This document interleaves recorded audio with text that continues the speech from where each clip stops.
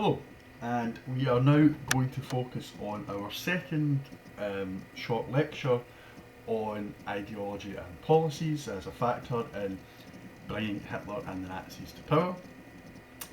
This is a continuation, obviously, of what we looked at previously, but we're going to do something quite different. We're going to look at voting patterns, who voted the Nazis, and once we've kind of established the different groups who have voted Nazi, we can start to think of the reasons as to why these groups may have voted Nazi, and where the reasons link to what we spoke about in the previous lecture. So are we thinking about kind of ideological principles that resulted in people voting Nazi, or do we need to go back to our discussion on economics? Did people vote Nazi because of the economic circumstances, the fear of things getting worse as the 1930s progressed, and therefore the Nazis could be, without necessarily stipulating exactly how they would come to this situation, but would the Nazis be the saviour, if you like, of the German nation and of the German economy?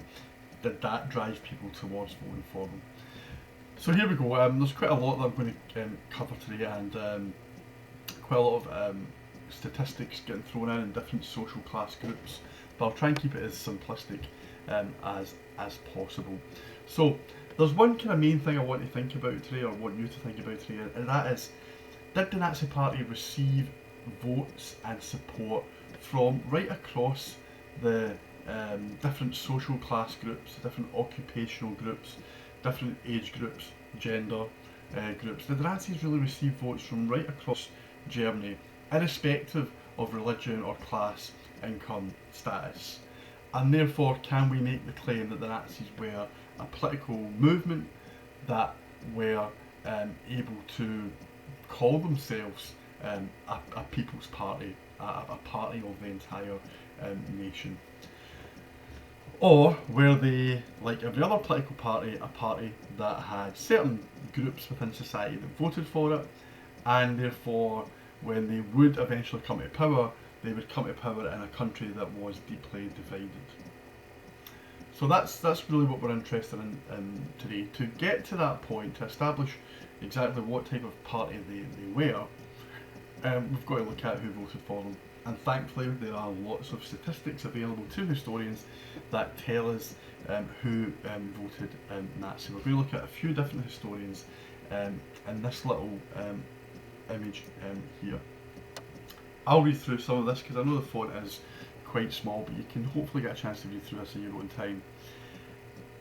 But I'll take you through the main points. There are sources 8, 9, 10, 11 and 12. And what I really want to do is kind of touch on the main groups who voted Nazi according to these different historians, and then I'm going to look very quickly at this little kind of mind map spider diagram, which is on the next slide. And what will be included within the kind of mind map are the kind of recurring themes, the recurring social groups that have cropped up in all of these sources, which might indicate these are your archetypal Nazi voters.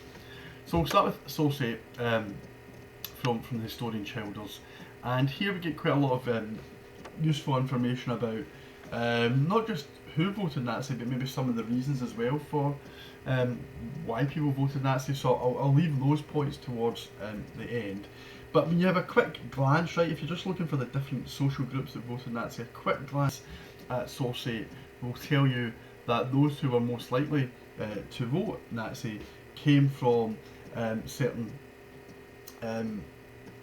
sections of the population, and this is in this little paragraph here. The second paragraph down tells us that the Nazis did win considerable support, according to Childers, from the upper middle classes, from students, from civil servants, so from the kind of affluent sections of big cities.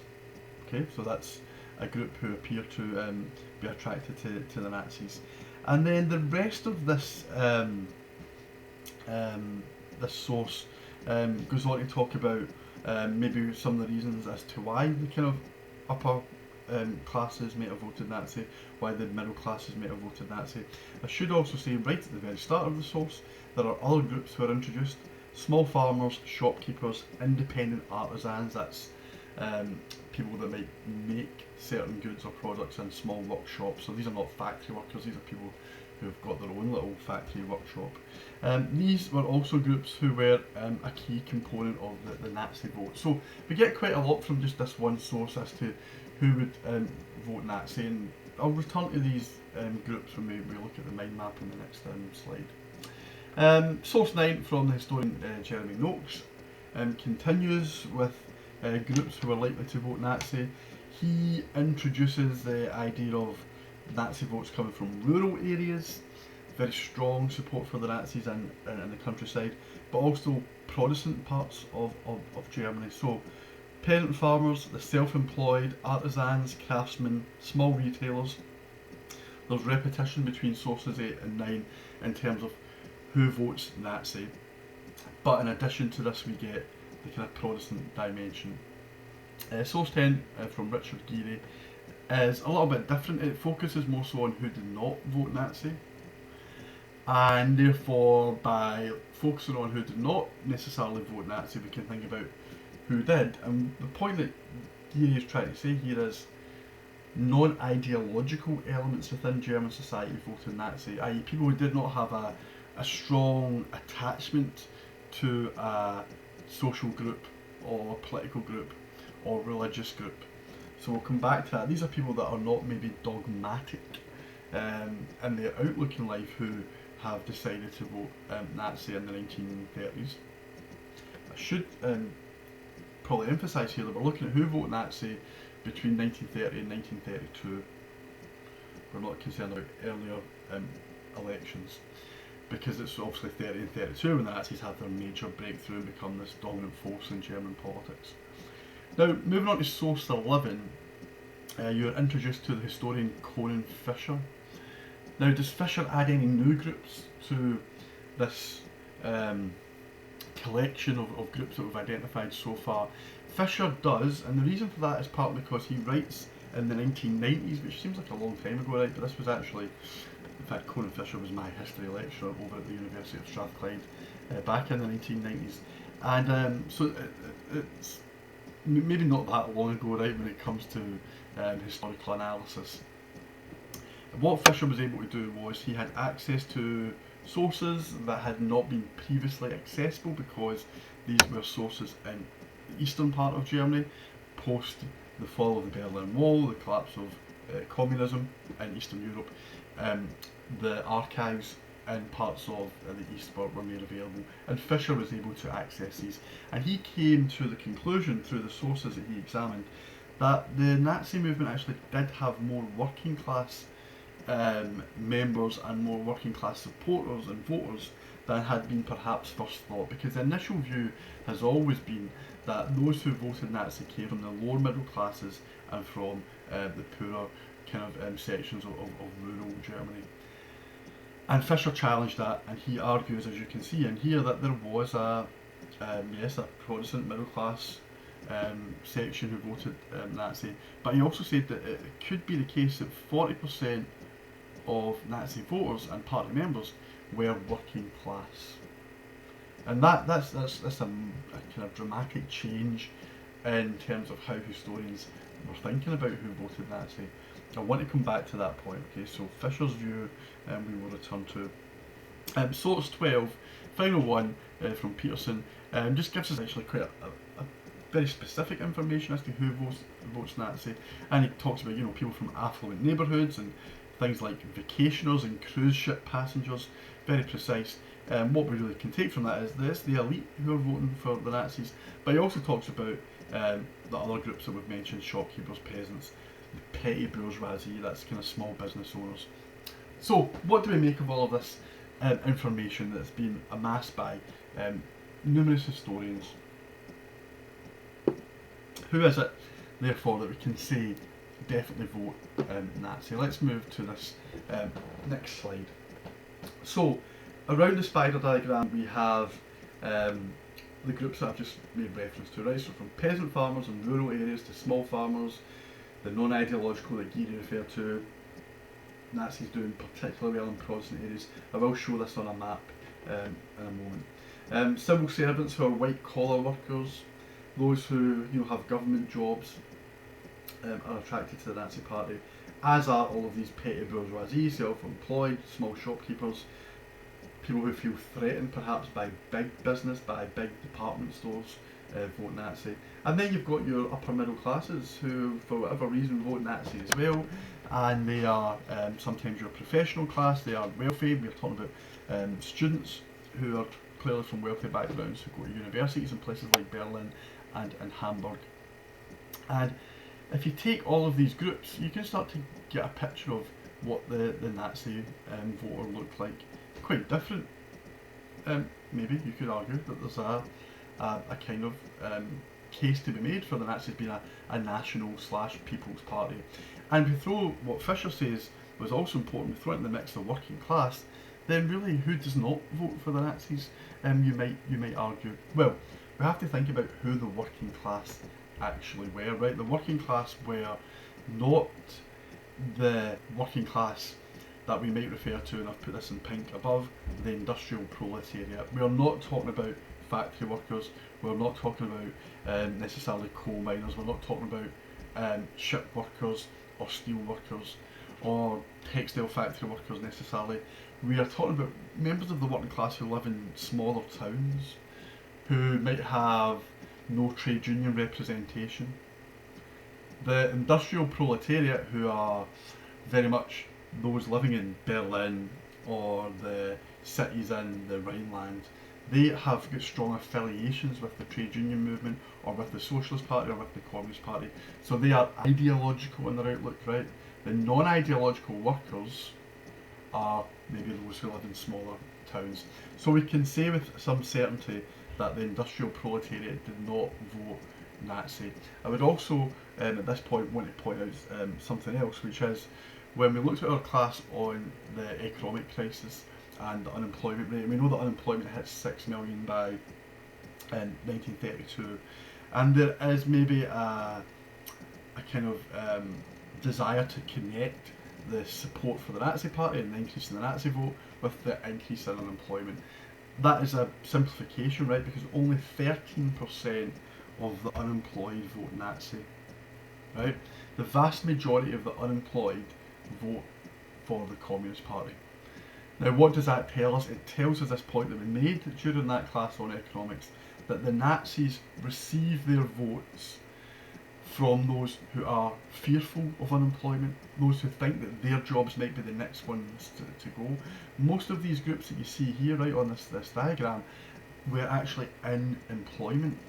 The 6 million unemployed are not where the Nazis are going to find their votes from, right? Hence why that 13% figure is pretty low, right, in terms of those who vote Nazi. Therefore, we have to take into account, or we have to be clear, that it's more about fear, right? It's more about fear of what might happen next. The other group that do not vote Nazi, and I've put it in green on the diagram, are Catholics. And again, the Catholics have got an ideological kind of attachment to, obviously, the Catholic Church, but also, more importantly, the Catholic Centre Party. So they do not vote Nazi. Most Catholics tend to vote for their own political party. There are some exceptions, and we'll touch on them briefly. So, were the Nazis a party that you could say were a national party or a people's party? I think it's hard to argue for that. When they do come to power in 1933, the industrial proletariat are not fans of the Nazis. When they come to power in 1933, the industrial proletariat are seen as being a potential threat to the Nazi party and to the Nazi regime. Hence why there will be an attack on the Communist Party, who represent elements of the industrial proletariat, and also an attack on the Social Democrats, who represent skilled workers as well. The Nazi vote during this period does increase, right? You know that it goes from 2.6% to 18% between 1920 and 1930.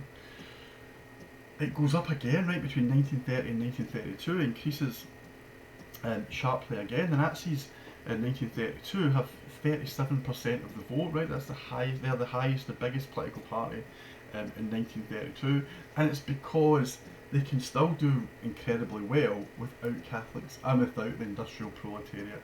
So they've got all of these other groups who kind of supply them with their votes. When we look at political decline, it's more the political decline, not so much of the communists who actually see an increase in their votes, not really a decline of the SDP, and it's not a decline of the Catholic Centre Party, it's a decline of other kind of liberal parties or Protestant parties or middle class parties, the DDP, the DVP, and even the DNVP.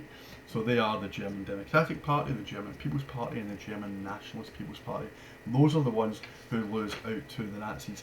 A point I think that is really important to make, and I'm going to quote the historian Geary here, Richard Geary, who we've just referred to. He says the following: he says, the story of electoral success for the Nazis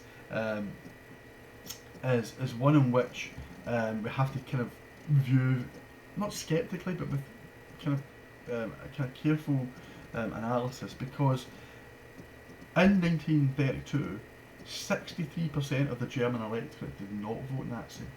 So when the Nazis are at the peak of their powers, they only have 37% of the vote. So that 63% is going to Catholic Centre Party, SDP, and the KPD. And that's important. And in fact, in 1932, the Nazis even lose votes. There were 2 elections in 1932. We'll study these in a future class. But they, in the July of 1932, received 37%. But by November of 1932, when there's another election due to kind of political crises, there is a drop. They lose 2 million voters, and their share of the vote drops to 33%. So there is a real kind of sense of, the Nazis aren't quite the dominant force that we might think. And for the Nazis and for Hitler to become Chancellor, other factors are going to have to come into play, and that's something that we'll get to again in a future class. Okay, let's very quickly look at this kind of final pie chart, and then I want to look at a couple of graphs. It's not the best scanned copy here, so I'll read you through it. Right, the very top of this document are kind of general reasons as to why people might have voted for the Nazi Party. So these little boxes represent a combination of Nazi ideology and Nazi policy. But when I say policy in inverted commas, because they don't really have any real detail on how these policies would work, right? So I might even just call them slogans or sound bites. And they are: make Germany great. It's very vague, but it sounds good. Away with reparations, obviously an attack on Versailles, but very popular. Help us build a Volksgemeinschaft. That really just means help build a Germany that is free from class division. So Germany first, social class relegated. Restore traditional values would definitely go down well with religious groups and with the middle classes and with the peasants and farmers and rural workers. Smash communism was a popular Nazi slogan, and one in which again would attract the majority of the population who were not communist. I mean, even some social democrats may have been okay with this because of their political infighting with the Communist Party, which we'll get to in a future lesson. Away with feeble Weimar democracy. Well, we know that the Weimar Republic had taken a number of hits due to the economic crisis of the 1920s and then also the economic crisis of the early 30s. So there was, not a lot of sympathy for the Weimar Republic. Smash the chains of Versailles, another popular vote winner, especially amongst the middle classes, and then rebuild the economy. Well, who would not want the economy to be rebuilt after the kind of economic depression of the early 30s? Therefore, we can see, just by having general slogans that are kind of linked to ideological principles, that the Nazis can pick up votes without having to promise anything precise. In the pie chart, in the second part of this diagram, we see round the pie chart other Nazi policies that target specific groups. So, smash capitalism or Jewish capitalism. I don't want to overstate the Jewish element. Working bread, buy German goods. All of those kind of policies are set to try and attract the working class. And then the white collar workers are told by the Nazis, you know, we'll try and restore values, and we'll ensure that you don't suffer from more pay cuts, because white collar workers like civil servants, like bank workers, office workers, had actually saw their wages be reduced during the first years of the economic crisis, and so on and so forth, right? So these little boxes around the pie chart kind of give us a clue as to what the Nazis are saying to different groups.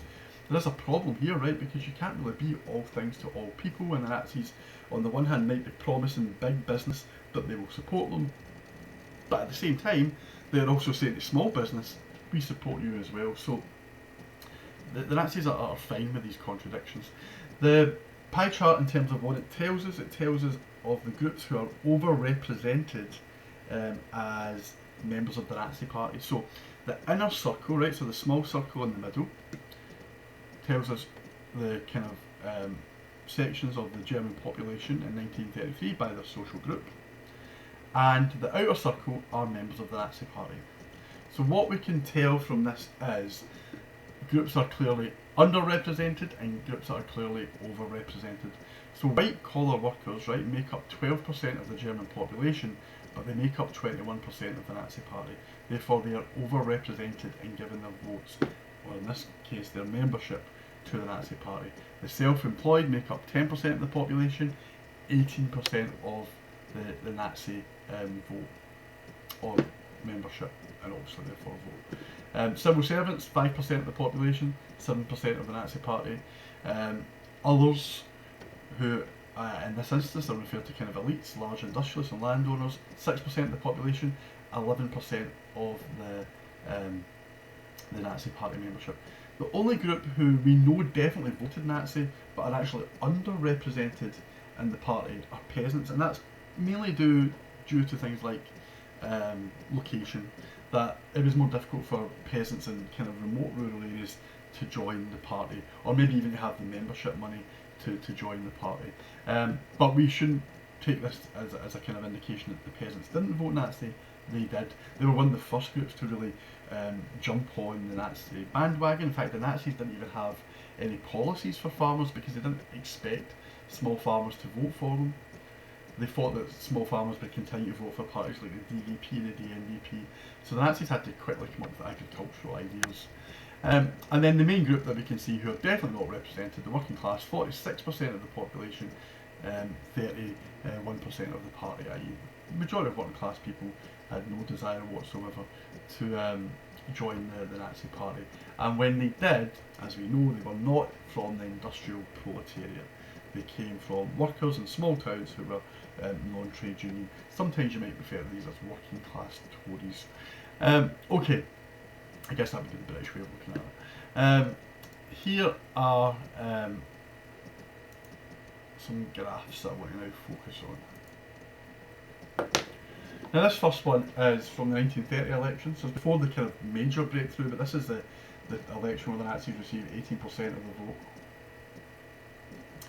We'll come back to this diagram in more detail in a second, but just to give you an idea, right, the purple and kind of pink areas are where the Nazis are doing pretty well, right? It's where they have a decent proportion of voters, and the dark green areas and the green areas are where they're not doing well at all, right?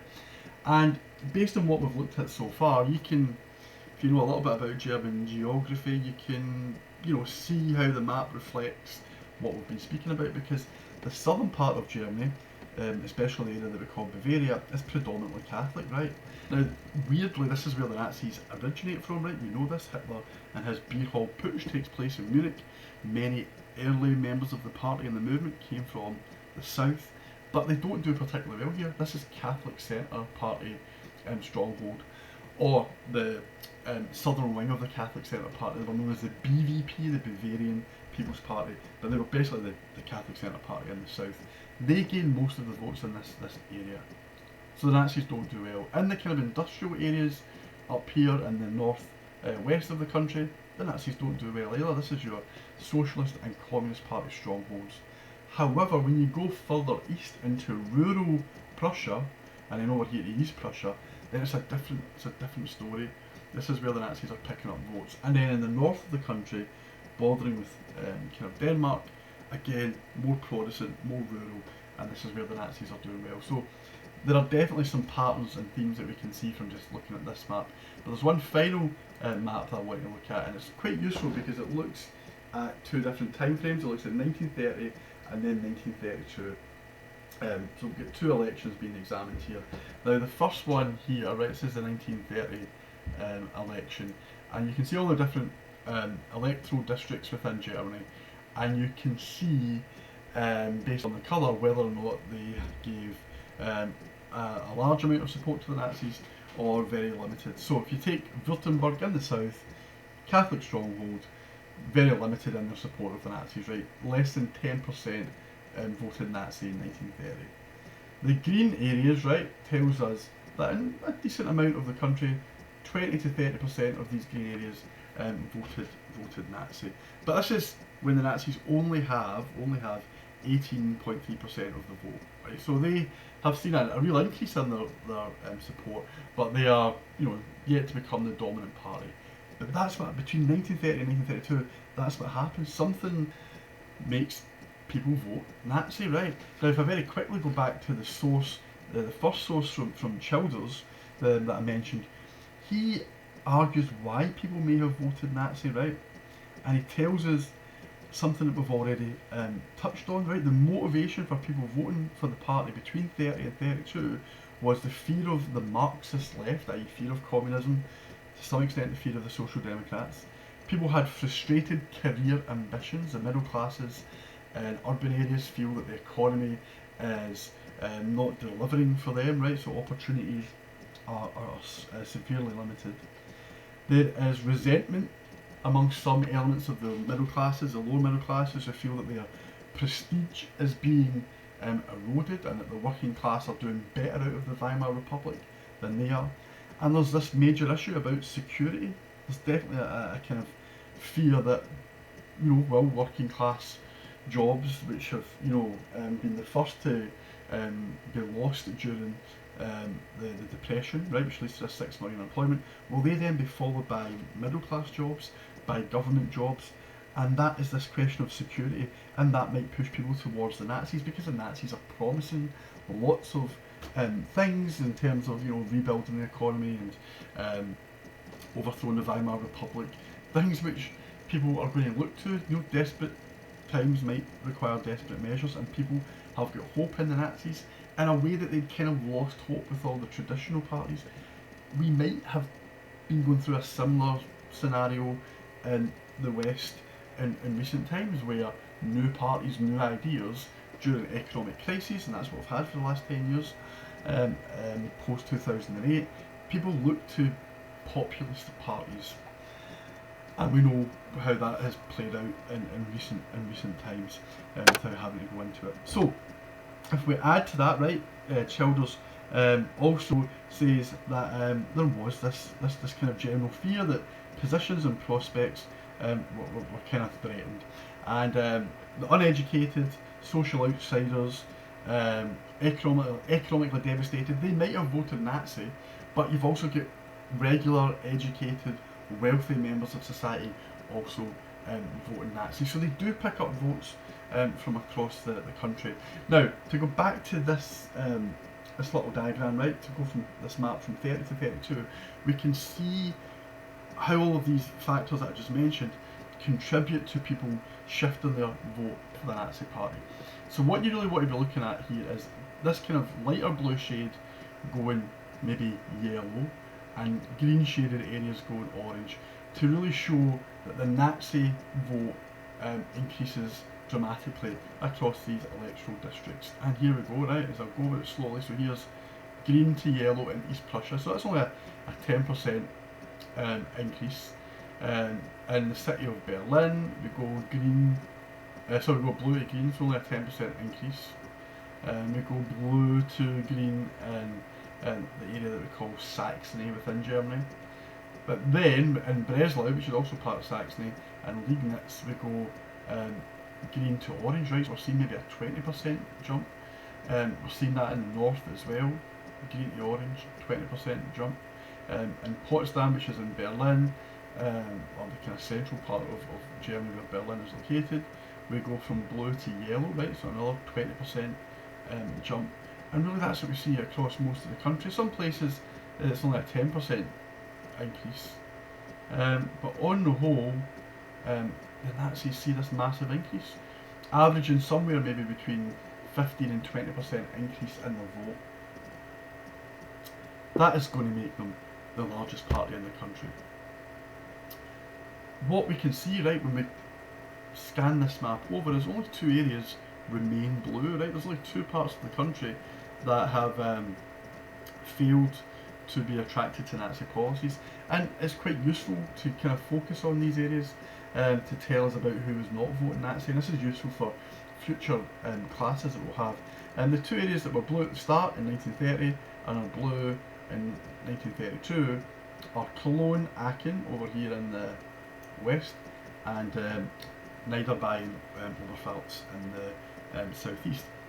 Niederbayern, Bavaria, strong Catholic area, right? Does not go Nazi, very much loyal to its Catholic centre party. Cologne, probably one of the most working class parts of Germany, even to this day.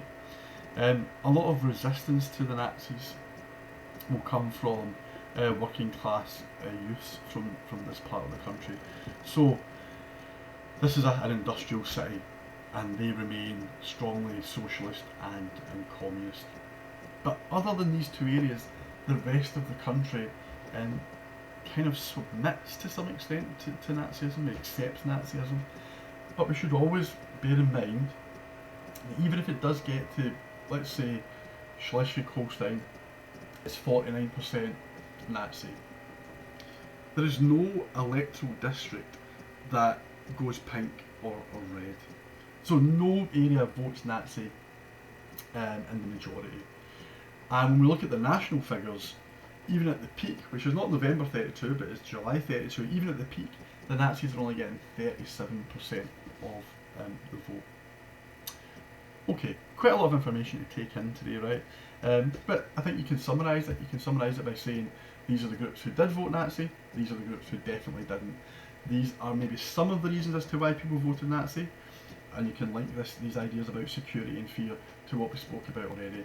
You can clearly state that unemployed did not vote for the Nazis, so you can't just necessarily state, if you were being assessed on this topic, unemployment led to an increase in the Nazi vote. You'd have to explain why that is the case. It was a fear, perhaps, of the middle classes losing their jobs if things got worse economically. Okay, that is all for this factor. So this is, remember, 2 online lessons that make up this factor of ideology and policies. Thank you.